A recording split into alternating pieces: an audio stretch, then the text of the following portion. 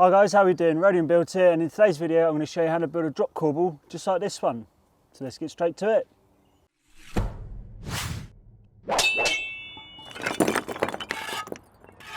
Before we actually get going and build our drop corbel, what you need to do is build up to the point in your extension, your house, your garden wall, whatever it is you're building, build up to the point where you want your drop corbel to start from. And then from there you're going to want to pick a brick in. So for this example I'm going to be doing a 2 brick pier coming off the top of a 3-course corbel. So I'll put an image on the screen now of what I'm talking about. This is a garage I built, the first job I ever built actually coming out of college. And we're going to sort of replicate this drop corbel from here. So what we're going to be doing is we're going to be coming out 1 corbel, 1 header, and then we're going to be coming out 2 headers on top of it, and then 3 on top of that, and then we're going to have the 2 bricks on top of that. So yeah, like I was saying, you need to build up to the point you want to start with. A bit of forethought and a bit of planning always helps in this position, because you're going to want to know what course to start your brickwork on. You're going to want to look into it beforehand. So for example, this is obviously 3 courses, and then the course on top of that, the 4th course, would be those 2 bricks exactly where we wanted it. So just a bit of forethought and work out what brick you want to be starting from, and then looking up to being where you actually want to start your pier from, or whatever it is you're building on top of that corbel. So that is the thought process behind that. And also another thing is, because we are going to be having essentially 2 bricks on the outside here, what you're going to want to do is you're going to want to measure the width of your brick. Now most metric bricks are 102.5 mil, but I am using some reclaims, so they are a little bit all over the place. Like for example, this one is 107 mil. So what you need to do is you need to measure, hold your brick out to the outside of the wall. We don't actually have to hold it, but you can just measure the width of the brick, add 10 mil for a perp, and then that will give you the distance from the wall to the outside of your corbel, and you need to divide that by how many corbels you want to do. So in this example we're going to be doing 3 sets of, well, it's going to be 4 corbels technically, so divide that by 4 and it comes out at 28 point something mil, so we'll go with 28 mil. And the side corbels, it depends what application you're using it in, because in this case, because we're doing 1 header, then 2 headers, and 3 headers, and then 2 bricks on top of that, it works out bond. So you're going to want to look into that. If you want something a little bit more specific, you're probably going to have to, there's a chance you could divide the width of it by how many corbels you're going at and then go from there, but you might encounter some tricky cuts. Because when you build this, you're going to want to pay careful attention that you don't get any straight joints. If for some reason you do get straight joints, then either wall tie it or change the bond. Hopefully that is enough information there. And also, you shouldn't corbel more than 50 mil per corbel, because the reason they say more than 50 mil, I think it's 52 mil to be precise, but I don't like going any more than 50 mil, is because 50 mil, well, 51 point something is the half the width of a brick. You don't want to go any more than 50 mil, because your brick's going to topple over this way. This way you can go out more, but I would not advise going any more than 50 mil. Like I say, that's pretty much the industry standard, 50 mil. Okay, so don't go up more than 50 mil. You always want to make sure your bond works out on the way up, like how many courses you go up, because you don't want to encounter a straight joint when you get to the top. Divide the width of the brick by how many courses you're going to go up, so then how many corbels you're going to go up, so you get the right corbel per step out. And also, but if you want them to step out in a different speed, then obviously that's something you're going to have to work out. Like for example, if you wanted the first one 10 mil, the second one 20 mil, the third one 30 mil, so it comes out at a bit more of an angle, you can do that. With corbels, a lot of it is however you want to do it. There's no strict guidelines that you have to do 1 header, have to do 2 headers, have to do 3 headers. A lot of it is creative implement, really. However you want to do it, you can do it. But for example, for this example, we're going to do 1 header, then 2 headers, then 3 headers, then the 2 stretchers, like I showed you in that photo. Right, okay, so let's get cracking. First thing we're going to want to do is, I have actually already marked it on here, but you're going to want to measure and find the center of the brick that you're going to start from. That is if you're starting from the center of a brick. You can sometimes start off a joint, but for the particular build we're doing, we're starting off the center of a brick. So I have found the center of that brick. Like I say, it is creative implement. You can build corbels however the hell you damn well want, as long as they're structurally sound. And that's going back to the 50mm. You can go more than 50mm if an architect or a structural engineer tells you that you can do more than 50mm, like if it's tied into the wall behind it more, or for whatever reason. But I would suggest don't go more than 50mm for your corbel. And also, if you are doing another rule of thumb is never go more than double the thickness of the wall that you're building off. For example, this is a 4-inch wall, so you should never go more than 9 inches corbeling out. And if it's 9 inches, you should, like for example, if our wall was 9 inches, you should never corbel out more than 9 inches. So double it, basically. That is pretty much the information that I have been taught, and hopefully that is something that you've learned as well. Okay, so we found the middle of that brick. Now what I like to do is I'm going to find the middle centre of this brick here quickly. What was it? It was 100 and, well, this is actually 111mm, blimey, so it's 55, crikey. 110, sorry, 111mm, 110mm, yeah. 55, that finds you the centre of that brick.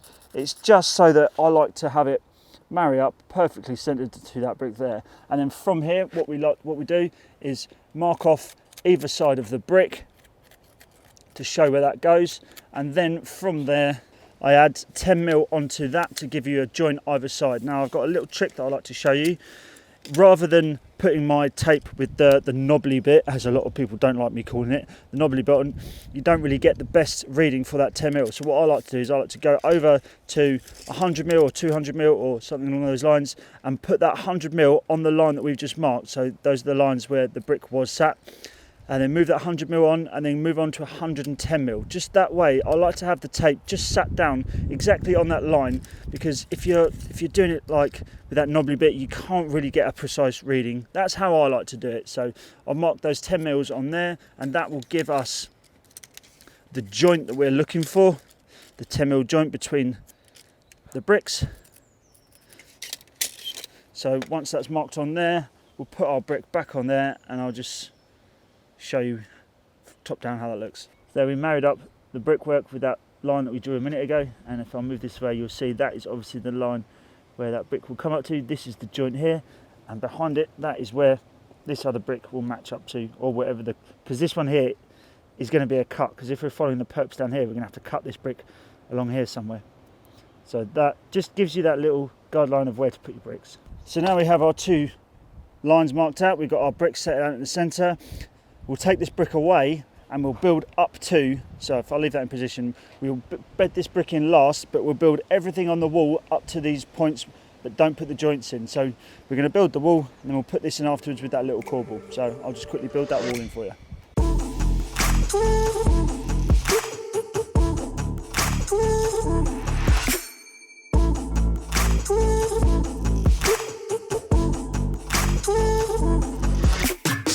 Right, from here we get our brick that we had earlier.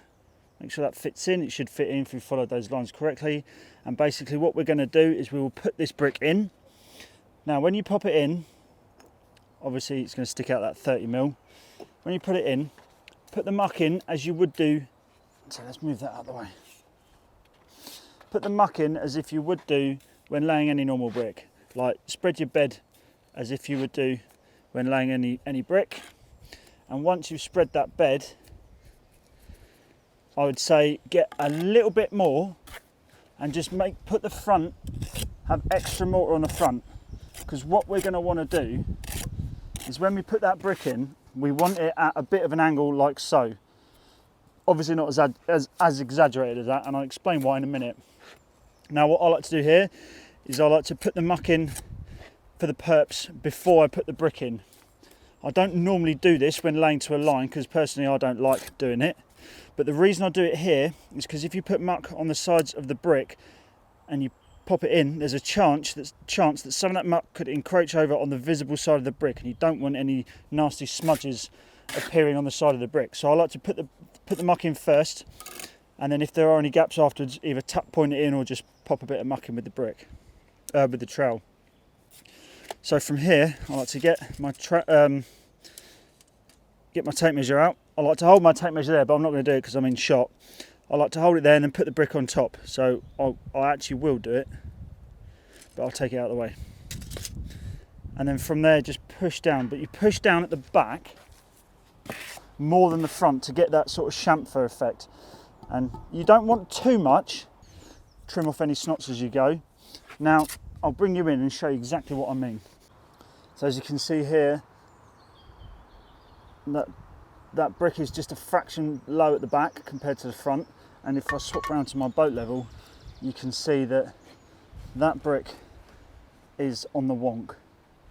That is actually probably a little bit excessive. I would say that it's best to have it so that the bubble of the level is halfway on one of the lines. I'd say that is probably the most ideal place to have it. So it's just a fraction higher, and when you put your level on the front, there's just enough room to put your trowel under and wiggle it around a little bit. That there is probably perfect amount there. So the reason we do this is so that when we put the bricks on the top and tap those down, these will actually move down as well. Because if you put the brick on top and tap it, there's a slight chance that this could end up sloping down. You don't want that, you want it plumb. So you tilt it back like that, and then you put the bricks on the top down, and then that will slowly push that down, and you'll have a nice straight flush looking corbel. Okay, so we'll move on from here and then go on to the next one. So from here, much the same as the course below, you're going to want to find the center of that brick, mark that off, but when you do it this time, you're going to want to mark 5mm either side of that mark as well. So for example, this is 55, so I'm going to want to mark the 50mm and also the 60mm. That will give you a couple of marks on there to determine where the 10mm perp will be in the middle of the two headers that we are about to put on the top here. Obviously these are two small cuts, but I'm just putting them on there just to show you. In fact, have I got ones that fit? I'm going to have to cut a couple of bricks for this, but I'll put these two on here just to show you that 10mm is there for that. Oh Christ, oh, look at that, I've dropped it on the blooming brick. Let me rebed that. So I'll just put these bricks on here. Now that I've rebedded that. Actually, I won't put these bricks on here because that's a little bit wet. But these two bricks will go here and 30mm out. So what I'll do is I'll cut a couple of bricks, and we're going to do much the same. I'm going to mark the joints on either side, and then I'm going to build up the edges. So I will do all that now, and I will get back to you.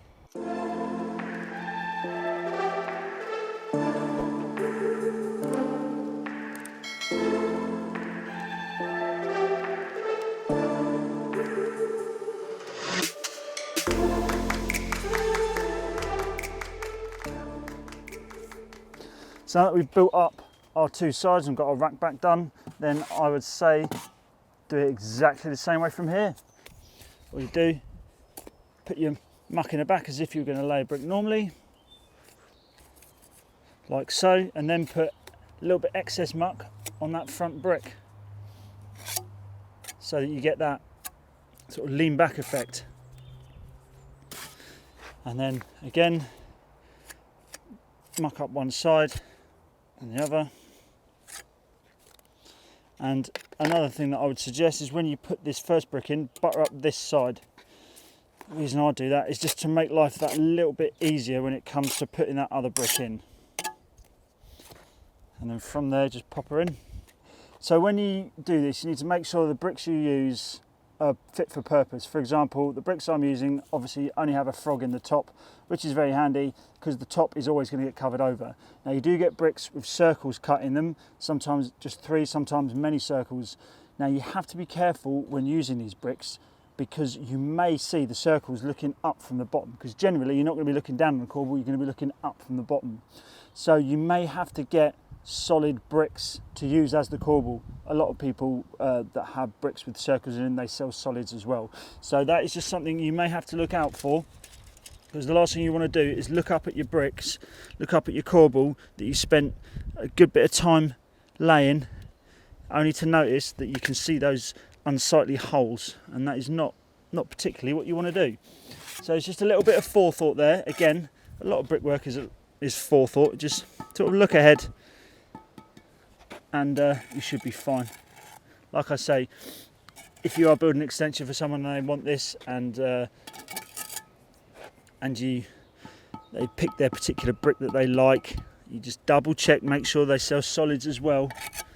If not, if they don't, and your customer is adamant that they want this particular brick, suggest something along the lines of a contrasting brick that would suit to do your corbel out of. But yeah, I just thought I'd let you guys know that. Because from here, the rest of the other courses that we're going to be doing are pretty much rinse and repeat what we've already done here. So I'm just going to go through and I will finish this wall off, get these last few corbels in and go from there. So I will probably time lapse the rest and come back to you once it's done. So I will see you guys in a minute. Oh, before I go, a couple of things. One, I like to flick that muck in there, as I said earlier about filling up the perps, make sure they're full, just a bit of muck in there. You can use a tuck pointer, and also when you do this, you're going to want to use a boat level or a short or a smaller level to check the levels this way before you go up, because obviously that one's out of level, so I need to check to make sure that's level. So just those couple of things I forgot to mention earlier. And once you've done that, you're looking good.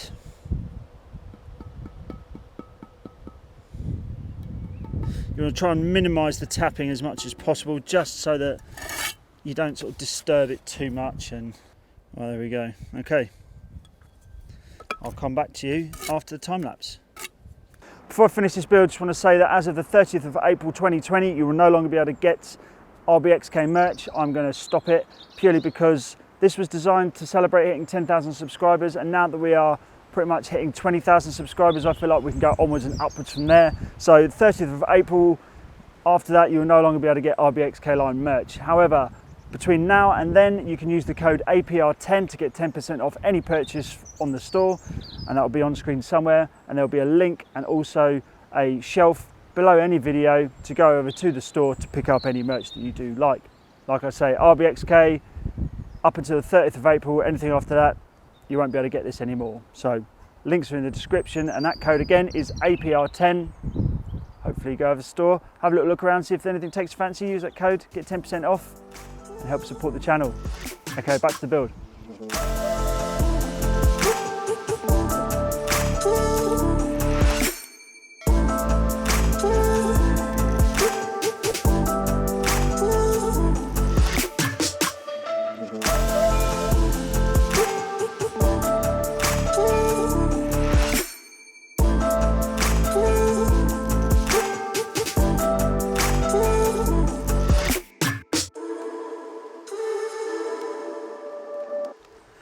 And once you get to this position, I would suggest laying through the back here like I have done here, and also I would leave this a little bit of time to go off. If you have to point this up first because it's going off a bit too quick, then go ahead and point it up. If anything, I would probably suggest laying bricks on top of this the following day.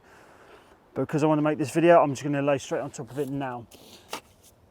So again, it's just much the same process, but this time there's no cuts going in here. We are going to put 2 bricks straight through here, stretcher facing out.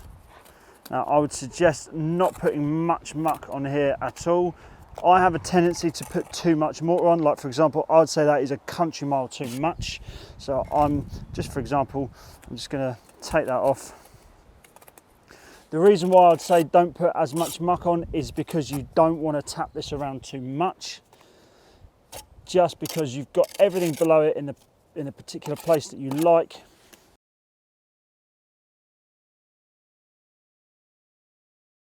And there we go, guys, that is how you build a drop corbel. As you can see, I put another course on the top here. This section ties in with headers nicely. You just follow that up, 9-inch pier going all the way up your wall onto like archway or something like that, or over a window. You can all sorts of uses for these corbels. 2 things. One, these bricks are becoming a bit of a pain in the bum for me, so I'm deciding I'm going to buy some more bricks. These, although they are my favourite sort of brick, a nice rustic reclaim or something along those lines, for tutorials and videos, I feel like they are perhaps a little bit messy.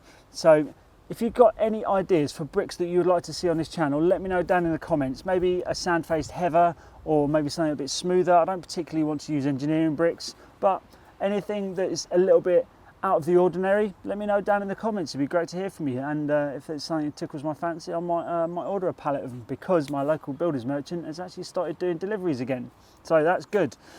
Anyway, yeah, as you can see, pointed up, it does look really nice, but I feel like for tutorials and videos we need something a little bit smarter. But anyway, let me know down in the comments. Plus the other reason, it took me a long time to find certain bricks with good faces because of all these. They are so lumpy and bumpy and all over the place that I feel like it'll probably be less stress on me having to search for bricks. I could just pick one up and lay it. So yeah, ideas for bricks, let me know.